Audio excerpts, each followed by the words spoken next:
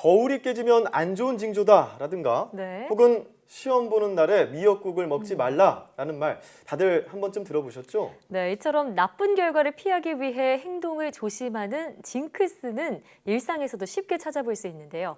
그렇다면 징크스에는 어떤 심리적인 이유가 담겨 있는 걸까요? 네, 오늘 생각연구소에서는 징크스의 심리학에 대해 알아보겠습니다.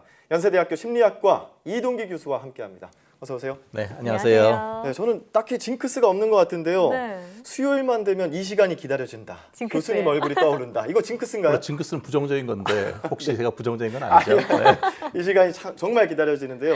두 분도 징크스가 있으신가요? 황보혜경 앵커는 어때요? 저도 약간 시험 보기 전에는 미역국 안 먹는 말을 좀 지키는 것 같긴 해요. 아, 그렇군요. 네. 교수님도 징크스 있으시죠? 예, 저는 특히 그 영어로 이렇게 발표를 해야 될 때 부담이 많잖아요. 그래서 발표하기 직전에 마틴 루터킹 주니어의 그 연설문의 앞번 그 예. 첫 번째 글만 외웁니다. 아, 예, 그러면 기분이 좋아지고요. 예. 안 그러면 사실 좀 영어 그 발표할 때 많이 떨리고 그러더라고요. 네, 네. 어떤 연설문의 글귀인가요? 아, 영어로 얘기해야 되는데 괜찮나요? 네. 한번 해주세요. 예.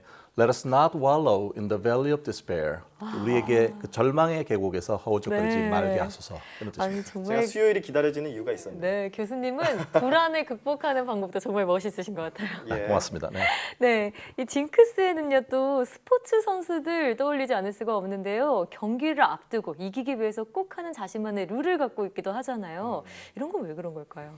사실 이 징크스란 말 자체가 원래 재수 없는 일 또는 그 불길한 징조의 사람이나 물건 이런 뜻이 있거든요.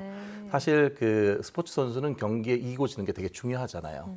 그러니까 상당히 긴장하고 불안할 수밖에 없는데 예를 들어서 삼성 라이온스의 박한희 선수라고 있어요. 야구 선수가. 네. 예. 근데 이분 같은 경우에는 타석에서 하는 준비 동작 징크스가 있다고 합니다. 그러니까 일종의 이분 같은 경우는 먼저 배팅 장갑을 조이고 그다음에 오른쪽 소매로 땀을 먼저 닦고 예. 그리고 앞머리를 쓸어 흘린 후에 그다음 방망이 같은 걸로 그 홈플레이트 있는 경우에 이렇게 일자로 이렇게 줄을 내요. 이렇게. 예. 줄을 그어요. 줄을 긋고 네. 그 다음에 이제 어깨 위로 이 그 방망이를 올린 다음에 타격 자세에 들어가게 되면 그러면 훨씬 더 심신이 안정된다고 하네요. 오. 예. 그리고 또 축구 선수인 엠마누엘 아데바요르라고 하는 선수가 있는데요. 예.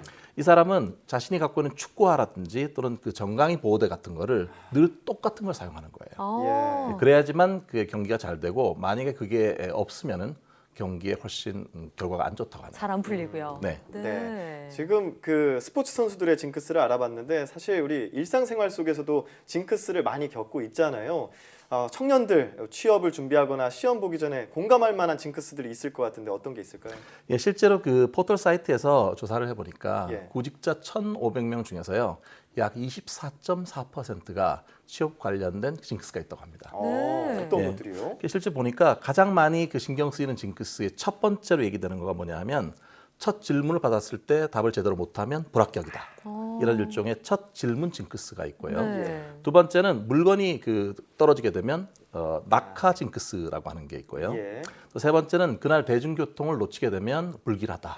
이런 일종의 대중교통 징크스도 있다고 하네요. 네. 네. 아무래도 이게 취업이라는 게 되게 심리적으로 위축되잖아요. 긴장도 많이 하고 그러다 보니까 징크스가 자꾸 생기는 것 같아요. 네. 그러면 이런 징크스는 왜 또 어떤 이유로 생기는 걸까요?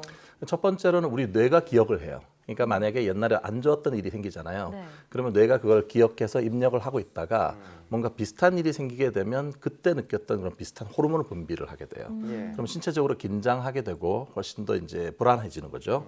그런 다음에 만약에 결과가 안 좋았다. 그러면 그걸 더 깊게 기억을 하니까 징크스로 될 수가 있고요. 사실은 징크스라고 하는 건 사실 실질적으로 어떤 그 일과 결과 사이에 인과관계는 없어요. 예. 일종의 미신인 거잖아요. 근데 사람들은 자꾸 이렇게 어떤 행동이라든지 그 결과를 연결시키려고 하는 그런 습관이 있는데요. 네. 아무래도 위험을 좀 피하고 싶은 마음이 많은가 봐요. 그래서 일종의 어떤 생존 본능 같은 거에 일부일 수 있고요. 예. 그다음에 징크스를 심리학적으로 이제 얘기하는 그 하나의 용어는 뭐냐 하면 이게 특정한 상황이나 행동과 특정한 결과 간의 어떤 연합을 시키는 거예요. 연합 학습의 일종인데 저희가 쓰는 그 용어로는 조건 형성, 네. 자극과 반응 사이에 조건 형성이 됐기 때문에 다음에도 그 자극을 보게 되면 그런 반응을 보이게 되는 거죠. 네. 그러니까 징크스가 이제 불안감을 해소하기 위해서 이제 위험이 되는 행동을 하지 않는 건데, 그렇게 볼 수 있는데 루틴이라는 말이 있어요. 네. 어떤 습관적으로 반복적인 행동을 통해서 긍정적인 효과를 내는 거를 보통 이게 루틴이라고 표현을 하는데, 루틴과 긍정적인 영향 어떤 관계가 있을까요? 아무래도 이게 징크스 같은 경우는 좀 좋지 않은 거, 어떤 행동과 또는 상황과 좋지 않은 결과를 연합시키는 경우가 많잖아요. 네. 근데 이 루틴 같은 경우에는 자기가 어떤 습관적인 행동을 일종의 시퀀스를 만들어 놓는 거예요. 네. 그래서 그걸 하게 되면 자기 마음속으로 심리적으로나 또는 신체적으로 평안하게 되는 거죠. 예, 그래서 이제 경기 같은 걸 하기 전에 어떤 특정한 행동을 계속 이렇게 하게 되면 예. 경기에 대한 어떤 부담도 줄이고 컨디션 조절도 되고요. 네. 많은 경우 자신감이나 집중력 향상에도 도움이 된다고 합니다.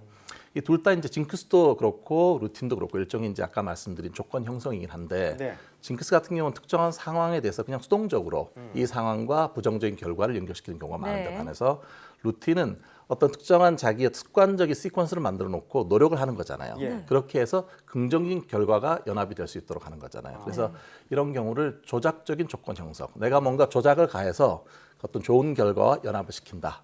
이런 것이 되겠습니다. 그럼 루틴이 좀 더 결과에 좀 능동적으로 참여한다 이런 느낌이 드네요. 그렇죠. 자기가 직접적으로 관여를 해서 네. 좋은 결과를 이루어내는 거죠. 네. 그렇군요.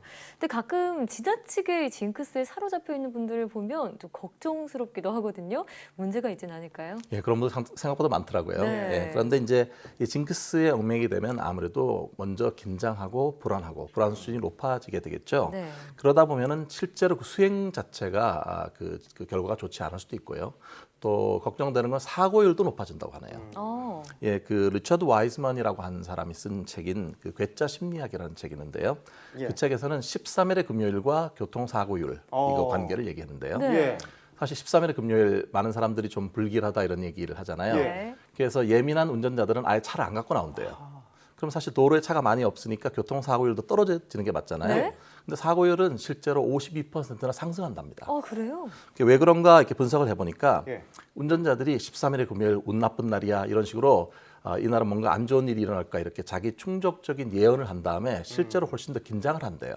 그러다 보니까 이 사고가 나는데 일종의 징크스가 징크스를 부르는 그런 악순환이 반복되는 그러네요. 거죠. 네. 예, 그러니까 징크스가 긴장감을 높여서 더 안 좋은 결과를 만든다 이런 얘기인데, 그럼 징크스는 깨야 될 거 아닙니까? 네. 깨기 위해서는 어떤 방법들이 있을까요? 실제로 용기를 필요로 해요. 첫 번째는 조그마한 실험을 해보는 거예요. 예. 만약에 징크스를 지키지 않았다. 그럼 결과가 어떻게 될까? 만약에 징크스를 지키지 않았는데도 좋지 않은 결과가 따라오지 않는다. 그러면 그 상의 문제가 해결되는 거잖아요. 깨진 거네요, 징크스가? 그렇죠. 예, 실제로 실험을 해보는 게 좋고요. 네. 네. 두 번째는 그 자신만의 아까 말씀드렸던 훈련 루틴이라는 게 있잖아요. 예. 자기 나름대로의 어떤 행동 순서를 정해놓고 네. 이거를 하게 되면 심리적으로 안정감을 얻게 되는 거를 해볼 필요가 있습니다. 다만 지나치게 너무 강박적인 루틴을 짜는 건 너무 힘들어져요. 네. 그러니까 합리적으로. 세 번째는 이게 신체 건강 바이오리듬 이런 것들을 유지하는 게 아무래도 이 불안에 대해서 대처할 수 있잖아요. 징크스에 관해서 긴장을 완화할 수 있는데요. 충분한 잠, 규칙적인 운동, 그리고 편안한 음악을 듣는 게 도움이 된다는 얘기들이 많습니다. 네. 이런 걸 통해서 자기가 그 불안 마음을 다스리게 되면은 징크스를 벗어나는 데도 도움이 될 수 있습니다. 그렇겠네요. 좀 불안을 유발하는 이런 징크스보다는 긍정의 루틴을 통해서 마음의 여유를 갖는 것도 필요하겠다는 생각이 듭니다. 예. 네, 자 지금까지 연세대학교 심리학과 이동기 교수와 함께했습니다. 오늘 말씀 고맙습니다. 네, 감사합니다.